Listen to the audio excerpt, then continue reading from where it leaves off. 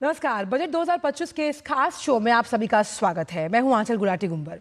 1 फरवरी 2025 को पेश होने वाले केंद्रीय बजट में सरकार रोजगार के नए अवसर पैदा करने पर अधिक जोर दे सकती है। एक फोकस एरिया हो सकता है और तमाम जो उद्योग जगत के एक्सपर्ट्स और जानकार हैं उनका मानना है कि सरकार को कौशल विकास को बढ़ावा देने के साथ साथ कैसे startup ecosystem, education, technology, MSME के क्षेत्र में निवेश को प्रोत्साहन देना चाहिए। एक बम्पर बूस्टर डोज मिलने की उम्मीद है और विकसित भारत 2047 के लक्ष्य को हासिल करने में बजट में जिन तमाम प्रमुख सेक्टर्स के योगदान का लगातार हम जिक्र कर रहे हैं, जो मायने रखते हैं, उनमें मजबूत है स्टार्टअप इकोसिस्टम, स्किल डेवलपमेंट और एंटरप्रेन्योरशिप। ये बहुत अहम सेक्टर्स हैं।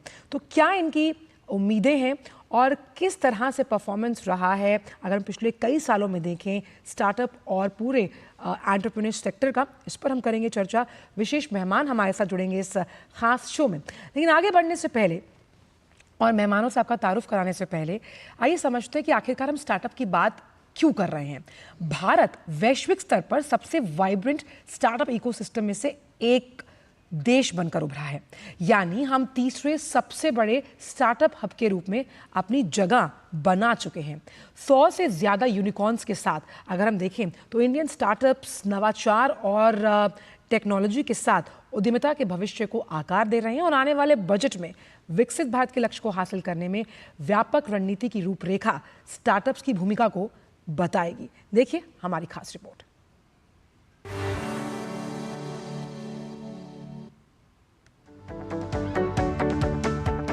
आज भारत दुनिया की 5वीं सबसे बड़ी अर्थव्यवस्था बना हुआ है और तीसरी बड़ी अर्थव्यवस्था बनने की ओर तेजी से अग्रसर है। भारतीय अर्थव्यवस्था को गति देने और मजबूत करने में स्टार्टअप की भी अहम भूमिका रही है। आज देश भर में startups fintech, edtech, health take, e commerce और स्पेस के अलावा कई और दूसरे सेक्टर में अच्छा काम कर रहे हैं। मोदी सरकार से लगातार प्रोत्साहन मिलने के चलते स्टार्टअप्स दुनिया में लगातार नया मुकाम हासिल कर रहे हैं। देश भर में स्टार्टअप्स तेजी से विकास कर रहे हैं। 2014 से पहले देश में जहां 400 से भी कम स्टार्टअप्स थे, वहीं आज इनकी संख्या बढ़कर 1.5 लाख से ज्यादा हो गई है। आज भारत दुनिया का तीसरा सबसे बड़ा स्टार्टअप इकोसिस्टम बन गया है। आज देश में 117 यूनिकॉर्न स्टार्टअप बन चुके हैं। देश में स्टार्टअप्स ने अब तक 16.5 लाख से ज्यादा रोजगार पैदा किए हैं। स्टार्टअप्स में विदेशी निवेश को बढ़ावा देने के लिए सरकार ने बजट 2024-25 में स्टार्टअप फंडिंग पर एंजल टैक्स को खत्म कर दिया।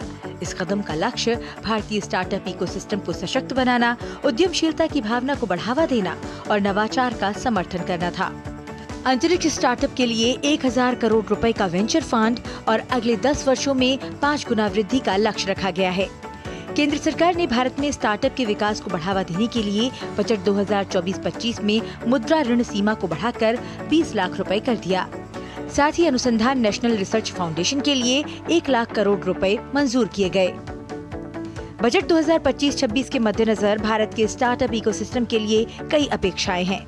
R&D के लिए कर सुधार के साथ साथ नैस्कॉम ने भारत के स्टार्टअप परिदृश्य को मजबूत करने के लिए एक केंद्रीय डीप टेक फंड बनाने का प्रस्ताव दिया। स्टार्टअप हब का निर्माण करना ताकि भारतीय स्टार्टअप इकोसिस्टम को और मजबूती मिले। स्टार्टअप भारत के आर्थिक विकास के लिए महत्वपूर्ण बन गए हैं। ये महत्वपूर्ण रोजगार सृजनकर्ता के रूप में उभरे हैं, जिससे समावेशीपन को बढ़ावा मिला और विदेशी निवेश आकर्षित हुआ है। Bureau report, DD news.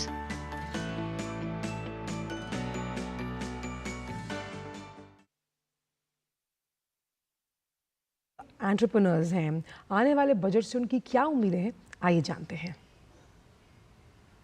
केंद्र सरकार के जो हमें स्टार्टअप इंडिया फंड हो, चाहे इंक्यूबेशन सपोर्ट हो, उसमें स्टार्टअप के लिए बहुत मदद की है और हम चाहेंगे केंद्र सरकार से इस बजट के अंदर इन्वेस्टर टैक्स में कुछ रिलैक्सेशन दे, जिससे कि ज़्यादा से ज़्यादा इन्वेस्टर स्टार्टअप के अंदर इन्वेस्ट करें। सॉफ्टवेयर जो होता है डिज़ाइनिंग के अंदर, वो होता है कैडेंस, वो उसका बहुत ज़्यादा कॉस्टली इसका सब्सक्रिप्शन वगैरह होता है। उसको सीखने के लिए अवेयरनेस अभी इंडिया में बहुत कम है, तो उसके लिए अगर सरकार कुछ लेके आती है सीखने के लिए और कैडेंस सॉफ्टवेयर के रिगार्डिंग अगर वो लोग उसमें हेल्प कर सकते हैं। ऐसा स्टार्टअप जो मैन्युफैक्चरिंग के अंदर काम करता है, किसी भी मैन्युफैक्चरिंग मशीनरी के अंदर सबसे ज़्यादा बड़ी प्रॉब्लम होती है उसका एक्सपेंसिवनेस। तो कुछ ऐसा जिससे उसकी मशीनरी सामने वाला यंग स्टार्टअप उसको अफोर्ड कर पाए, या फिर कुछ ऐसा सिस्टम बनाया जाए जिससे वो उसका यूज़ कर पाए, तो मुझे लगता है वो उसकी क्रेडिबिलिटी को और ज़्यादा एनहेंस करेगी। जैसे स्टार्टअप कंपनी कोई भी हो, उनको 3 साल तक का एक्सेम्पशन होता है इनकम टैक्स में, और बहुत सारे फैक्टर्स हैं जिसमें हम देख सकते हैं कि गवर्नमेंट हमारे इंडिया के लिए बहुत कुछ कर रही है। हमारे इंडिया भी डेवलपिंग स्टेज में है, उसको डेवलप स्टेज में लाने के लिए जो सबसे बड़ा रीज़न है अनएम्प्लॉयमेंट का, वो रिड्यूस होगा। इसके लिए गवर्नमेंट ने ऑलरेडी बहुत सारे स्कीम्स और बहुत सारे फैक्टर्स को आगे बढ़ावा दिया है। हम कोशिश करते हैं कि और भी बहुत सारी चीज़ें आगे आएगी। हर स्टार्टअप एआई की तरफ ही जा रहा है। मैन्युफैक्चरिंग वगैरह या फिर D2C स्टार्टअप जितने भी है वो सब भी एआई के रिगार्डिंग जाते ही है एंडिंग में। तो उसके रिगार्डिंग अभी बजट में कुछ भी नहीं आ रहा है। तो हमारी यही उम्मीद है कि इस बार बजट में एआई रिगार्डिंग भी बहुत सारी चीज़ें मिले हमें। और स्टार्टअप्स, स्किल डेवलपमेंट और किस तरह से रोजगार को आगे बढ़ाने के लिए सरकार प्रयासरत है, और एक दशक में जो कार्य किए गए हैं और आगे आने वाले इस बजट में क्या कुछ उम्मीदें हैं, उस पर बात करने के लिए बहुत ही खास मेहमानों का पैनल हमारे साथ इस शो में जुड़ा हुआ है। जयंत कृष्णा साहब, CEO NSTC, वो हमारे साथ इस शो में मौजूद हैं। साथ ही साथ मनीष सिंगल, महासचिव एसोचैम, और शुभमय भट्टाचार्य जी, वरिष्ठ आर्थिक पत्रकार। आप तीनों का ही बहुत बहुत स्वागत है हमारे इस खास शो पर। सबसे पहला सवाल जयंत जी आपसे मेरा यही है, कई बार आपसे हम शो में मुखातिब हुए हैं कि नई शुरुआत कर दी है सफ़र की, मंजिल पाने के इस पूरे रास्ते की प्रगति में हूँ, मकाम कर कुछ कर जाऊँगा, देश के लिए गौरव का नाम कमाऊँगा। तमाम स्टार्टअप्स करने वाले जो युवा हैं उनके लिए सरकार ने एक दशक में कई कार्य किए हैं और अथक प्रयास कर रही है। इस बार के बजट के पिटारे में आप वित्त मंत्री साहिबा से क्या कुछ उम्मीदें करते हैं स्टार्टअप्स के लिहाज से? देखिए, आपने बहुत ही शायराना तरह से इस प्रोग्राम की शुरुआत करी है, तो मैं भी एक कैफी आजमी साहब की नज़्म से शुरुआत करना चाहता हूं। उन्होंने कहा था कि कोई तो सूद चुकाए, कोई तो सूद चुकाए, कोई तो जिम्मा ले उस इंकलाब का जो आज तक उधार सा है। तो मुझे लगता है कि यही प्रधानमंत्री मोदी और वित्त मंत्री निर्मला सीतारमण इसी उधार को चुकाने की पूरी कोशिश में लगे हुए हैं। बहुत सा काम हुआ है, लेकिन हमें ये भी बहुत ही अच्छी तरह से समझ लेना चाहिए कि बहुत सा काम होना बाकी है, क्योंकि अगर आप देखिए तो स्किल डेवलपमेंट में जो आज से करीब 13-14 साल पहले या 15 साल पहले मुश्किल से 10 लाख लोगों को स्किल किया जाता था, उनका कौशल विकास होता था साल में, वो नंबर अब 1 करोड़ को क्रॉस कर गया है। 10 लाख 1 करोड़ को क्रॉस कर गया, तो ये अपने आप में बहुत बड़ा इजाफा है। तो लेकिन हमें बहुत सी चीज़ें इसके साथ देखनी होंगी कि उन स्किल डेवलपमेंट कोर्सेज का जो करिकुलम है वो अलाइंड है, जो हमारी इंडस्ट्री 4.0 टेक्नोलॉजीज़ हैं उसके साथ है कि नहीं। इस समय कोविड के बाद जिस तरह से बहुत सारा पूरी दुनिया में जो कंपनियां हैं वो चाइना में अपनी मैन्युफैक्चरिंग सप्लाई चेन्स को 100% टर्मिनेट हो, ऐसा ना हो, इसके लिए अलग अलग कंट्रीज को खोज रही हैं, और उसमें भारत एक फ्रंट रनर के रूप में उभरा है। तो मुझे लगता है उसमें स्किल्स एक बहुत बड़ा इंपॉर्टेंट चीज़ है कि जब तक हम नई नई टेक्नोलॉजीज, नई नई इकोसिस्टम की स्किल्स को बराबर रिफ्रेश नहीं करते रहेंगे और अपने बच्चों को और अपने युवा को जब तक वो नहीं पढ़ाएंगे, तब तक ये जर्नी बहुत डिफिकल्ट होने जा रही है। सरकार ने काफी काम किया है, प्रधानमंत्री कौशल विकास योजना हुई है, अप्रेंटिसशिप एक्ट में अमेंडमेंट्स हुए हैं, लेकिन अभी बहुत सा काम करना बाकी है। और मुझे लगता है कि अगर इस पे हम बराबर चलते रहें तो कोई वजह नहीं है कि आने वाले कुछ सालों में भारत जो है एक वो पूरे दुनिया का स्किल्स कैपिटल के रूप में उभरे। ऐसा मेरा पूरा विश्वास है। बिल्कुल। और स्किल कैपिटल शिप की जब हम बात करते हैं, ओनरशिप की जब हम बात करते हैं, सिंगल साहब, प्रशिक्षण को प्रधानमंत्री लगातार जो है उस पर जोर देते रहे, हर हाथ को हुनर, और इसीलिए हमने देखा कि जो इंटर्नशिप योजना है उसका अनावरण अभी कुछ दिन पहले किया गया, इसमें भी यही था कि हम स्किल्ड वर्कफोर्स लेबर प्रोवाइड करने की एक बहुत बड़ी मार्केट बन सकते हैं बिकॉज ऑफ यूथ डिविडेंड। इस पूरे स्तर पर कैसे काम होना ज़्यादा ज़रूरी है स्किलिंग सेंटर्स के लिहाज से, और कौन कौन से वो वोकेशनल एरियाज हैं जिन पर अब फोकस होना जरूरी है?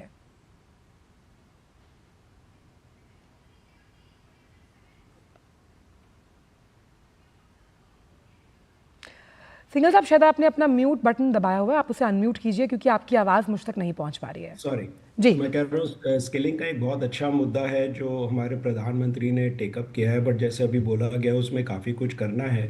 सो स्किलिंग में एक बहुत अहम चीज़ है कि स्किलिंग सेंटर्स हमारे को छोटे छोटे क्रिएट करने पड़ेंगे जहाँ हमारे इंडस्ट्रियल क्लस्टर्स हैं।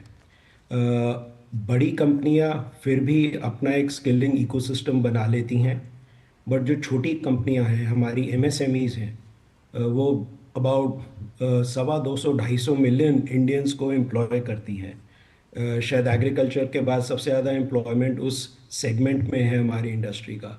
सो जहाँ पे हमारे एमएसएमई क्लस्टर्स हैं वहाँ पे हमारे को स्किलिंग इंटर्नशिप अपॉर्चुनिटीज़ देनी पड़ेगी।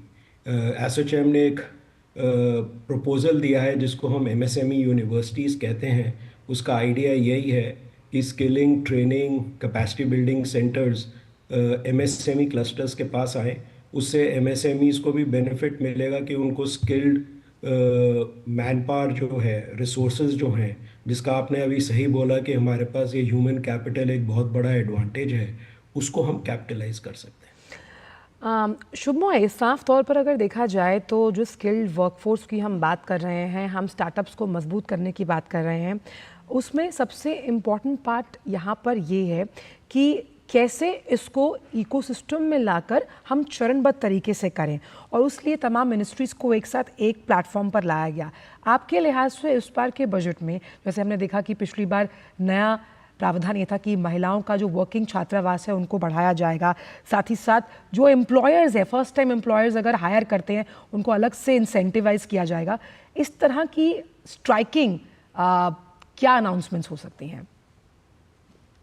स्किलिंग का जो ज़रूरत है वो बहुत बड़ा ज़रूरत है, लेकिन मैं स्टार्टअप्स की जो यूनिवर्स है उससे स्किलिंग को थोड़ा सा अलग रखना चाहूँगा। बिकॉज स्टार्टअप्स वैसे ही बहुत सारे चैलेंजेस में अपने आप को महसूस करते हैं। उनके लिए स्किलिंग का जो दारोमदार है वो उनके ऊपर दैट रिस्पॉन्सिबिलिटी नहीं होनी चाहिए। सो स्टार्टअप्स की जो ज़रूरतें हैं वो ये है easy capital, easy labour and qualified labour. ये नहीं कि उनको स्किलिंग का वो रिस्पॉन्सिबिलिटी लेकर वो बाजार में आए, बिकॉज उनके लिए वो दिन बहुत बड़ा एक प्रॉब्लम हो जाता है। और स्किलिंग के थ्रू से, जिसके आप अभी जिक्र कर रहे थे, स्किलिंग के थ्रू से लार्ज मैन्युफैक्चरिंग कंपनीज में, कुछ हद तक सर्विसेज कंपनीज में भी उसमें जो स्रोत बनने का जो शुरू किया गया है सरकार की तरफ से, वो बरकरार रहना चाहिए। तो ये दोनों अलग अलग चैलेंजेस है, दोनों अलग अलग डिमांड्स है। स्टार्टअप्स की जो डिमांड है वो ये है कि स्टार्टअप इंडिया में रिस्क टू रिटर्न वाला जो फेज है वो काफ़ी बड़ा रहता है, क्योंकि हमारे यहाँ पे स्टार्टअप्स का बहुत बड़ा तादाद बन गया है। बजट में basically cost of capital startups के लिए सरकार जितना कम कर सकेंगे, और उसके लिए एक बहुत इंपॉर्टेंट चीज़ है कि स्टार्टअप्स के लिए जो टैक्सेशन स्ट्रक्चर्स है उस पर बारी बारी उसको रीअसेस किया जाए। और मैं समझता हूँ इस बारी भी रीअसेस किए जाएंगे, ताकि स्टार्टअप्स के लिए जो टैक्सेशन की जो झमेला, जो रिस्पॉन्सिबिलिटीज है, वो जितना कम होगा, हमारे लिए कॉस्ट ऑफ कैपिटल उन सारी यूनिट्स के लिए कम होते जाएंगे। ये बहुत बड़ा जरूरी स्टेप्स होगा।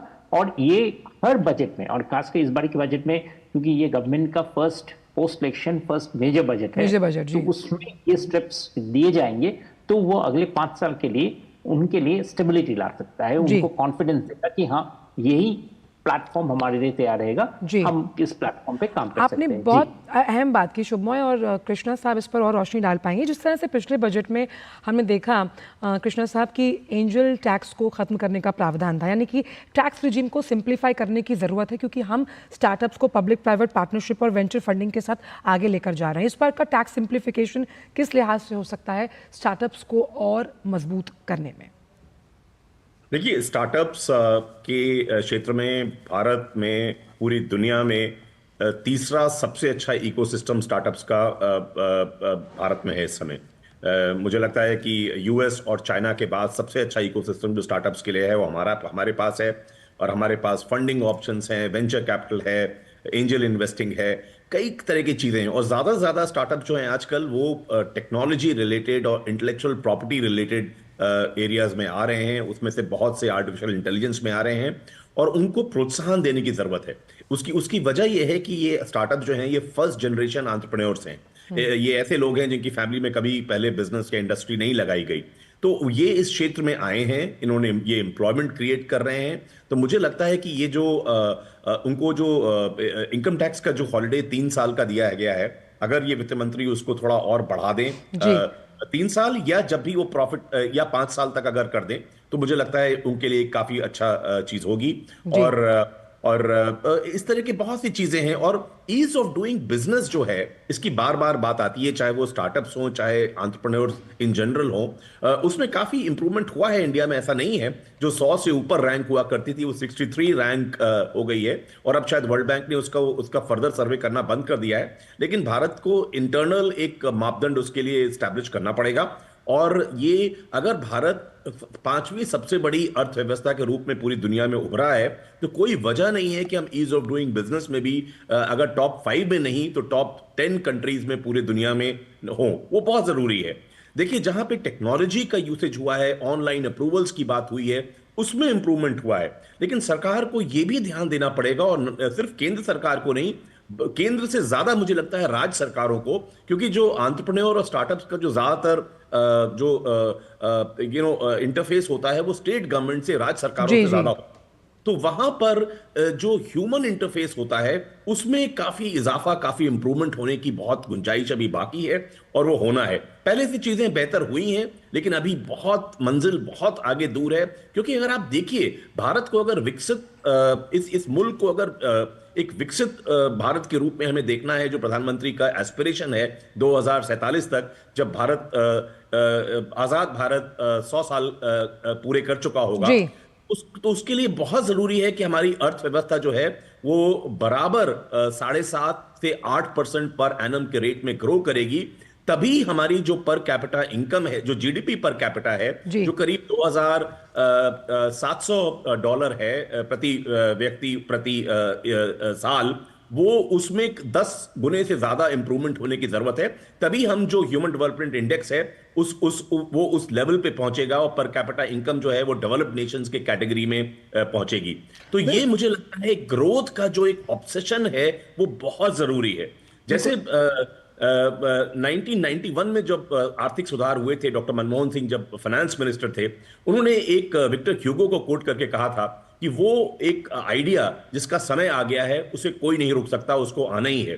तो मुझे लगता है निर्मला सीतारमण जी को भी एक वो ऐसा भारत जो विकसित भारत हो उस तरफ में बहुत सा काम इस साल करा जा सकता है कि एजुकेशन पे जो स्पेंड होता है, अभी हमारा 3-3.5% जीडीपी का होता है जो पब्लिक एक्सपेंडिचर है, हेल्थ केयर पे 2% होता है, इसमें डबल करने की जरूरत है। जाहिर सी बात है ये डबल एक पहले बजट में नहीं हो सकता, लेकिन उसमें अगर 20% इंक्रीज होगा और फिर अगले साल होगा, तो ये सब चीजें जो भारत को एक बेहतर मुल्क, यहाँ पे ease of living, quality of education, quality of health care. और आपने बहुत अहम कहा कि ग्रोथ ट्रेजेक्टरी को ध्यान में रखते हुए हमें कुछ अहम और सख्त फैसलों के साथ साथ इन सभी केंद्र बिंदुओं को ध्यान में रखना होगा। लेकिन जब हम महिला उन्मुखी विकास की बात करते हैं, उसका स्किल और स्टार्टअप्स में क्या महत्व है वो भी समझेंगे। लेकिन वक्त फिलहाल इस खास शो में एक छोटे से ब्रेक का है। ब्रेक के उस पार भी ये चर्चा रहेगी जारी। आप देखते रहिए डी न्यूज़ पर खास शो बजट से जुड़ा हुआ। सर, आप ये बिल उस काउंटर पे जमा कर दीजिए। आंटी जी, मुफ्त इलाज की बधाई हो। मुफ्त इलाज? हाँ, मुफ्त इलाज। भाजपा सरकार बनते ही दिल्ली वालों को 10 लाख तक के मुफ्त इलाज की गारंटी। कमल का बटन दबाएं, भाजपा को जिताएं। मेरी पसंद, मेरी पसंद, मेरी पसंद, मेरी पसंद, हमारी पसंद, हम सबकी पसंद। मजबूत देश का मजबूत सरिया, मोंगिया स्टील। ब्रेक के बाद सभी का स्वागत। और इस खास शो में हम आज चर्चा कर रहे हैं स्किल डेवलपमेंट, एंटरप्रेन्योरशिप और स्टार्टअप्स को लेकर। मनीष साहब हमारे साथ जुड़े हैं, जयंत कृष्णा साहब हैं, साथ ही साथ शुभमॉय भी हमारे साथ इस चर्चा में शामिल हैं।